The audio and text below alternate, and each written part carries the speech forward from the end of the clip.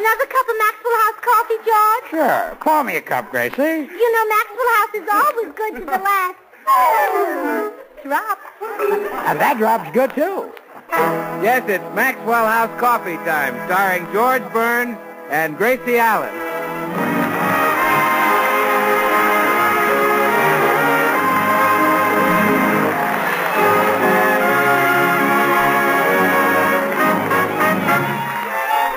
With yours truly, Bill Goodwin, the music of Meredith Wilson and his orchestra, our happy postman, and our special guest, Jack Carson.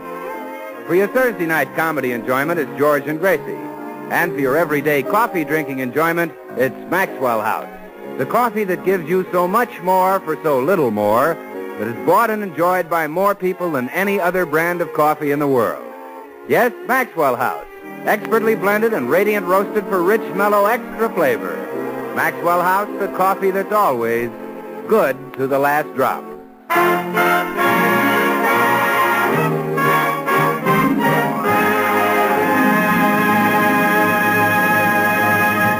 As we look in the Burns home today, we find Gracie answering the front door buzzer.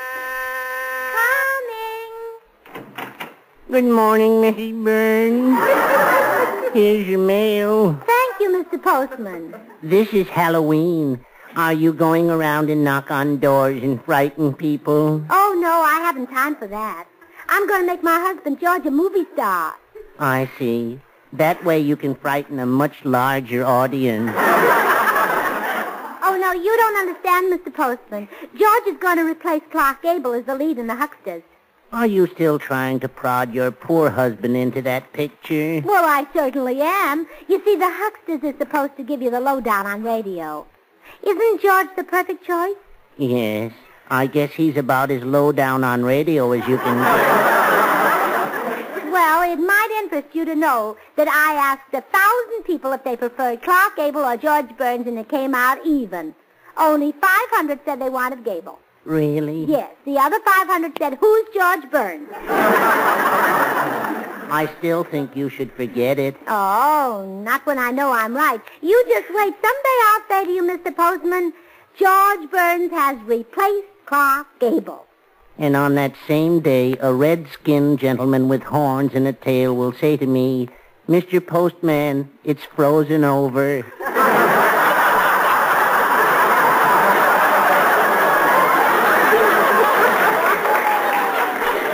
Besides, Mrs. Burns, your husband refuses to make the picture. Oh, don't worry. I haven't even started to work on him yet.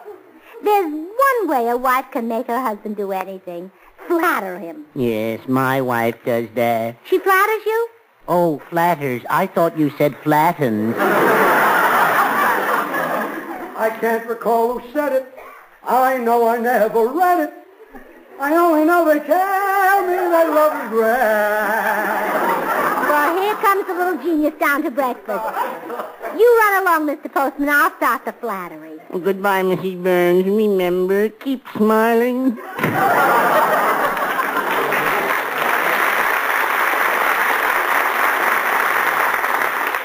With a girl in your arms, it's wonderful, wonderful in every way. So they say. Oh, what a beautiful voice. And no wonder. It comes out of such a beautiful container. That's me, huh? Yes. Sit down to breakfast, dear. Okay. Pass me the toast. Here. Oh, George, you're so strong. You just rip that toast apart with your bare hands. Yeah, I usually wear gloves. Oh, I love to watch you eat. You have the rhythm and coordination of a great athlete. I have, huh? Oh, yes. You put egg in your mouth with one hand while you wipe it off your tie with the other.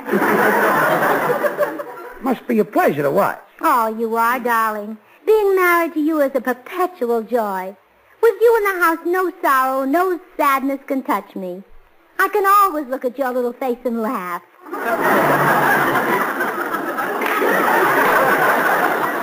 Thanks, kid. I love you so much that you make my whole life a poem.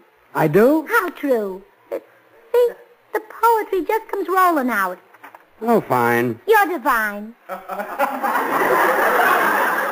That's enough. You're the stuff. Oh, no. My goodness. We do love each other, don't we? Well, sure. And people who love each other should do things for each other, shouldn't they? Right. George? No, I won't replace Gable and the Hucksters. Oh, you knew what I was leading up to, huh? All along. Well, you picked the most inconvenient times to be intelligent. Gracie, I'm sick and tired of that crazy idea of yours. Now, once and for all, let it drop. But, George, the lead in a picture about radio is just meant for you. You're radio's glamour boy. Oh, honey, don't call me radio's glamour boy, even though it's true. It's embarrassing. Oh, people think Como and Sinatra have glamour, but you've had yours so much longer. Gracie. Good things improve with age, and that's you, George. You're like a little round barrel of vintage wine. Gracie. You're like a fine, ripe old cheese.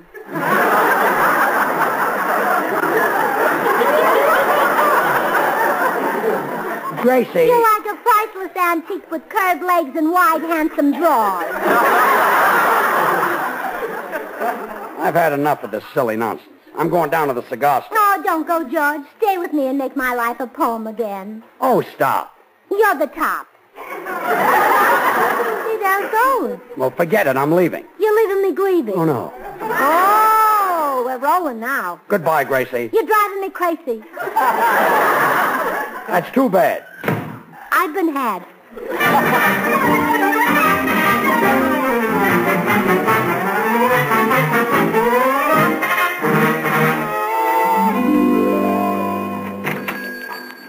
Hello, Stanley. Let me have a couple of my favorite cigars. Yes, sir, Mr. Burns, just as soon as I finish waiting on Mr. Carson here. Mr. Carson? Oh, hello, Jack. Hello, George.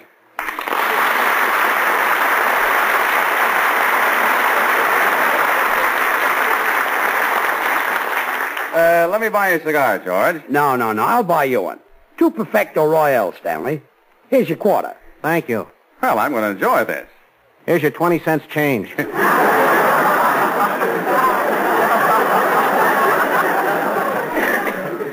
Let me buy you a cigar, George. No, smoke the one I just bought you. Well, are you sure you can spare this? Oh, sure. I get these to pass out. Well, they should do it, if anything will. These Perfecto Royales are great when you want to get away from it all. For example, today, Gracie has made my life unbearable. So I came down here to smoke one of these. But, George, isn't that the coward's way out? They won't hurt you, Jack. I've been smoking them for years, and look at me. Let me buy you a cigar, George. Are you going to give me trouble, too? No, I'm only kidding. What kind of trouble is Gracie giving you? Oh, she's got another one of those wild ideas. She gets some dillies, doesn't she? Oh, boy, wait till you hear this one. What? She thinks there's someone better than Clark Gable to play the lead in the Hucksters. Who is that? Well, she says it's a story about radio, so radio's glamour boy should play it. Radio's glamour boy? Yeah? Well, I don't think that's such a silly idea, George. You don't? No. Your wife knows a man when she sees one. She has excellent taste. Well, thank you. Thank you. But, Jack, don't you think that's embarrassing for a fella to be called radio's glamour boy? Not when it fits, George. No, not when it fits. You mean you really think it does fit? I really do. Don't you agree? Well, now that you press me, yes. Thank you. Thank you. I mean, after all, what has Gable got that radio's glamour boy hasn't got? Is Gable handsomer? No. Is Gable more talented? No. Is Gable younger? No. Thank you. Thank you. Well, Jack, you and Gracie ought to get together. You certainly see eye to eye. We certainly do. Well, I've got to get down to the office. I'll see you later. So long, Jack. So long, George. Gee, imagine Gracie choosing me to take Gable's part. But this could start a whole new slogan. Gable's out and Carson's got it.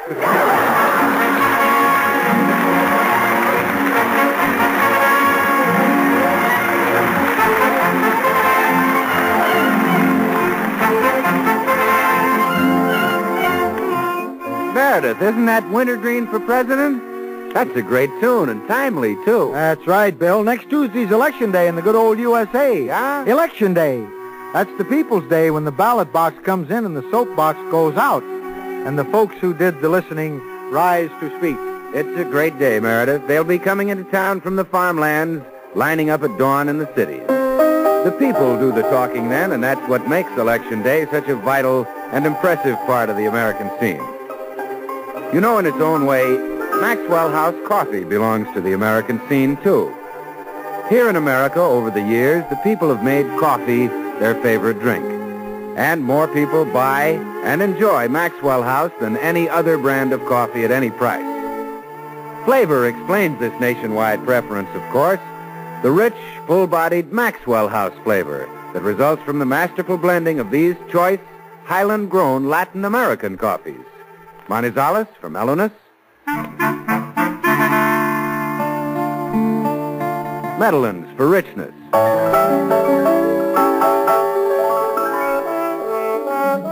Other fine coffees for vigor. And Bucaramangas for full body. All adding up to great coffee at its flavor peak. So why not know the very best in coffee drinking pleasure? You can for just a fraction of a penny more per cup than you'd pay for the cheapest coffee sold. Simply say, Maxwell House. Always good to the last drop.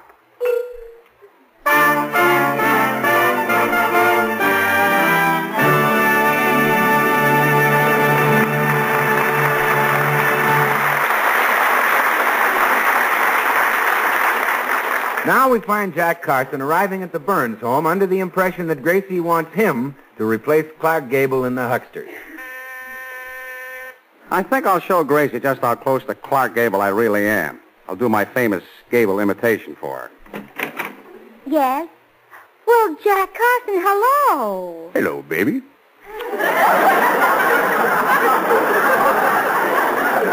I've come to say thank you. Thank you for thinking of me, baby.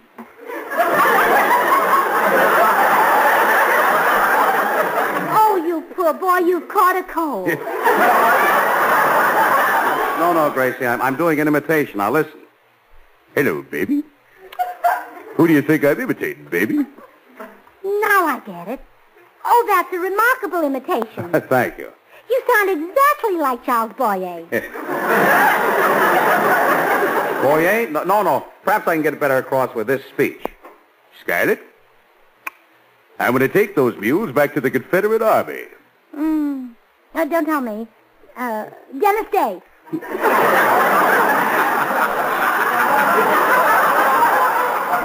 No. Do it again. Scarlett, I'm going to take those mules back to the Confederate Army. I've got it. Peter Lorre. Scarlett, those mules are going to take me back to the Confederate Army. Gracie, perhaps this will give it to you. Picture me with larger ears. Larger than those? Yes, I hope so.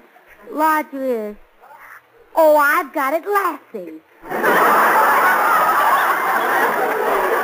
Gracie, who is the most exciting male celebrity of our day? Handsome, talented, and loaded with sex appeal. Oh, now I know who you mean. Sure. George Burns. Let's go back to Lassie. You were closer there. Oh, no, Jack, I'm sure I can guess it if you'll give me one more chance. Okay, baby. I talk like this and I've got a mustache. A mustache. That did it. Good. Ronald Coleman. Well, that's Ronald Coleman. Who is this? 'Tis a far, far better thing I do I do now than I have ever done before.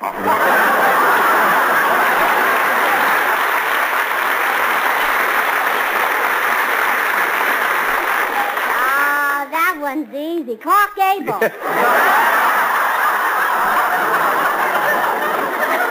Well, I'm there. I don't know how I got there, but I'm there. Do some more imitations, Jack. You're very good. Yeah, no thanks. I'll quit while I'm ahead. You did say that radio's glamour boy should replace Gable, didn't you? Yes, I said the judge should do that. Well, that's what George.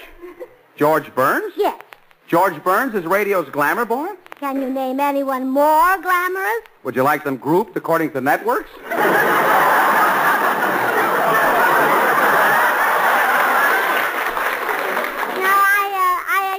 You agree with me about George. Well, Gracie, this has been a bitter blow to me. I thought you wanted me to play the lead in The Hucksters. Oh, Jack, let's be sensible. You're a wonderful comedian, but this calls for a dramatic actor. Can you make people laugh? And you can, I know, but can you make them cry? Well, haven't you seen any of my pictures? Well, yes, but I mean make them cry on purpose. Gracie, believe me, I'm the one for that part, not George. I'm the better actor. Oh, I'm sorry you think so, Jack. It looks like we'll have to embarrass you publicly. Embarrass me publicly? We'll have an acting contest between Carson and Burns. You'll meet George face to face. Face to face with George? Well, I hope I have hiccups. It'd be a shame to waste a cure like that.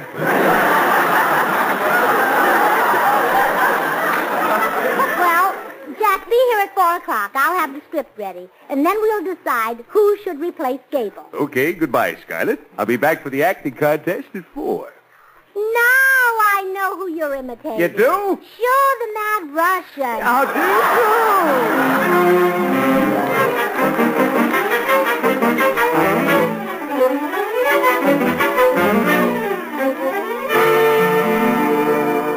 So Carson thought he was radio's glamour boy? That's right, dear. Only an egotistical, conceited jackass could think that. Why, that's me. Well, don't worry, George. We'll put him in his place. I told him to come back later, and you two would have an acting contest. An acting contest? Yeah, well, you show him up. Well, there's no kind of acting that you can't handle. You've got everything. Well, look. Even my mother had to admit that. She said that you have the charm of Margaret O'Brien and the strength of Wallace Beery.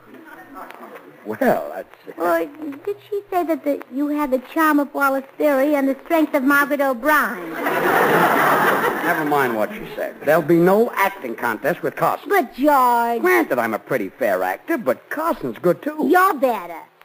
He's sort of handsome. You're handsomer. He's a big star. You're bigger. Of course, he's full of hooey. You're fuller.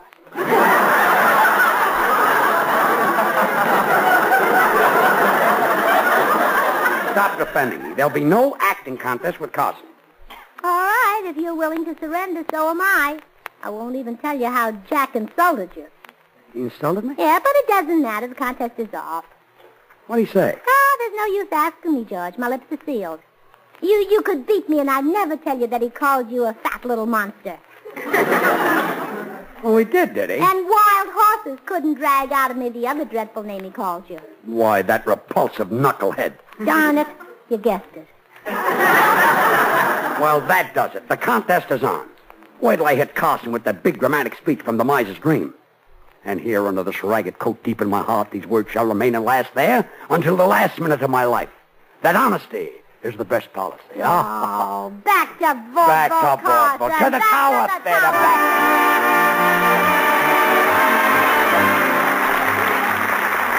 Meredith Wilson and his chiffon music, a Chopin melody called What More Can I Ask For?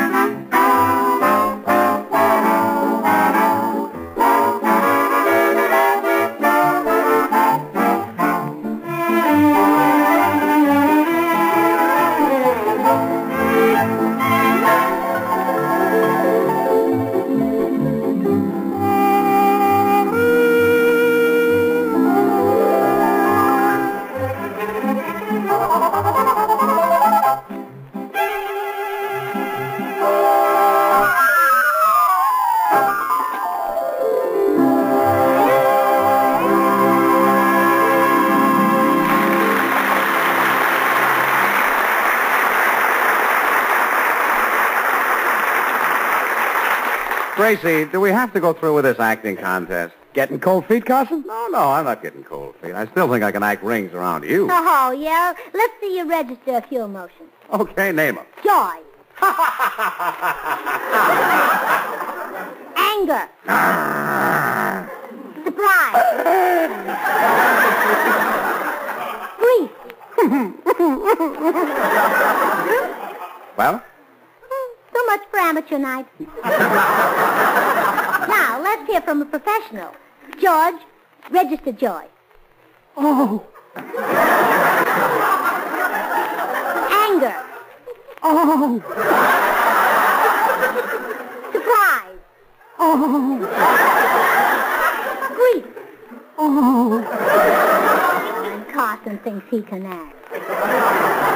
Well, Jack, I hope for your sake Warner Brothers don't hear this. They'll put George in a picture and you'll be selling papers. I'll go even further than that. If they put George in a picture, they'll be selling papers. Sore loser. Oh, will you see who that is, dear? I want to finish the script for the acting contest. Come in. Hi, George. Hello, Bill. Well, hello, Jack. Hello, Bill. Hey, you want to hear something funny? Yeah. George here wants to have an acting contest with Hollywood's handsomest and most talented young actor. That's ridiculous. Sure. Besides, I haven't got time. Yeah.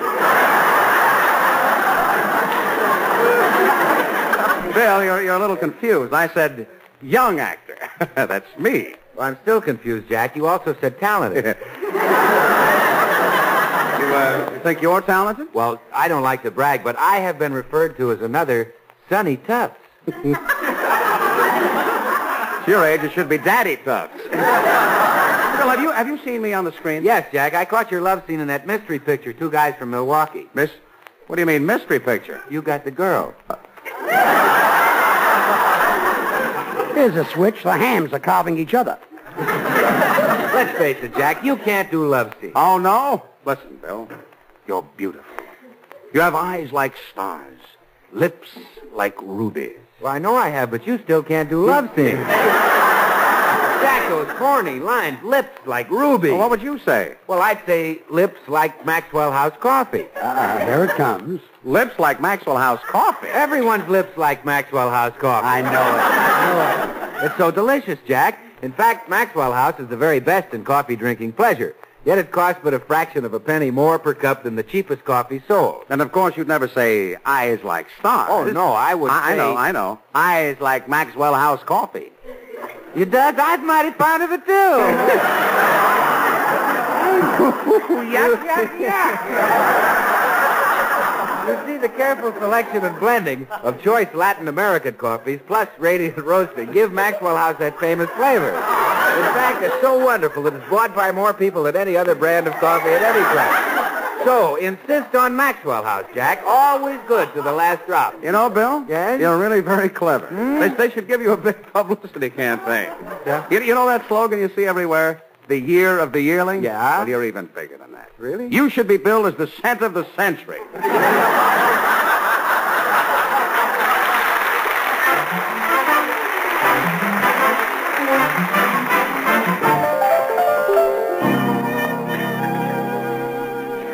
Boys, we're ready for the acting contest now. Here's the script. By the way, Gracie, who's going to judge this contest? Oh, I've chosen a very pretty young actress, a disinterested third party, who will be completely fair and unprejudiced. Oh, swell. Who is she? Me. And, of course, you are very unprejudiced. Completely. I'm here to see that the better man wins, and I'm sure George will. Let's get started.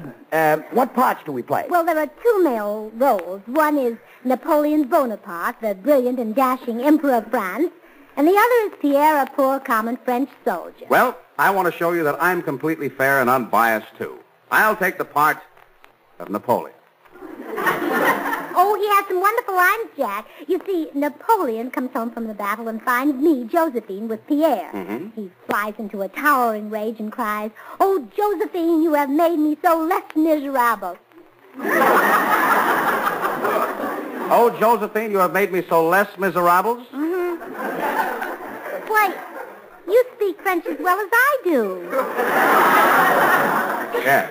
And then you draw your sword and strike Pierre dead, shouting, Death to the traitor! Vive la France! Death to the traiteur! Vive la France!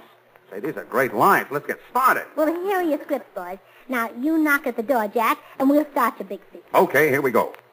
Who is it? Tis I, Bonaparte. Oh, Pierre. Pierre, my love. Oh, it is my husband, Bonaparte. Mon Dieu.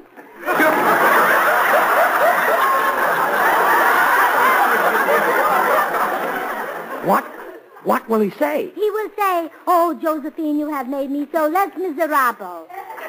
That's what he will say. Mon Dieu. Who is it? Tis I, Bonaparte. Oh, Pierre, my lover. What will he do? He will draw a sword and strike me dead, shouting, "Death to the traitor! Vive la France!" That's what he will do. Yeah, but when? Who is it? Tis I, Bone.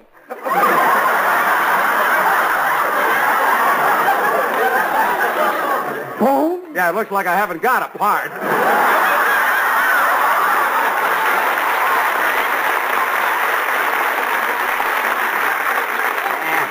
This is Saul Loza. Well, you might as well admit defeat, Jack. You got absolutely nothing out of those wonderful lines, but nothing. You're telling me. Yeah, you just stepped out of your class, kid. Yes, you can't act with George Bird. Go back to Warner Brothers, where you only have to compete with people like Betty Davis and Humphrey Bogart. Yeah, so long, Jack. See you around. Well, I hope this little experience hasn't upset you, Jack. Oh, no, not at all. I feel fine. Oh, good. Goodbye. Well, goodbye.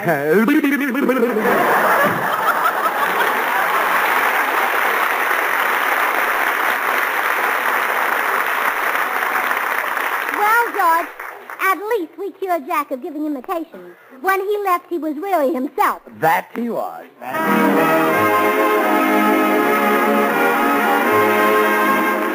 Join us again next week when we'll all be back. George Burns, Gracie Allen, Meredith Wilson and his orchestra, yours truly, Bill Goodwin. Our special guest will be Frank Sinatra. Oh, well, Gracie, we'll have quite a program next week.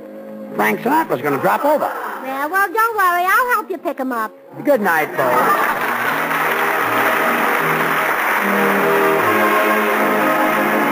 Jack Carson appeared through the courtesy of the Campbell Soup Company.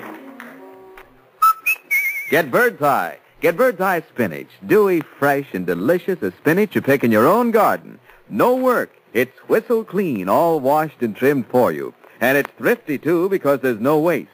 One box serves 4 people. So get tender, luscious Bird's Eye spinach tomorrow. But be sure it's Bird's Eye. Remember... It can't be the same if it ain't got that name. Get Bird's Eye frosted foods. This is NBC, the National Broadcasting Company.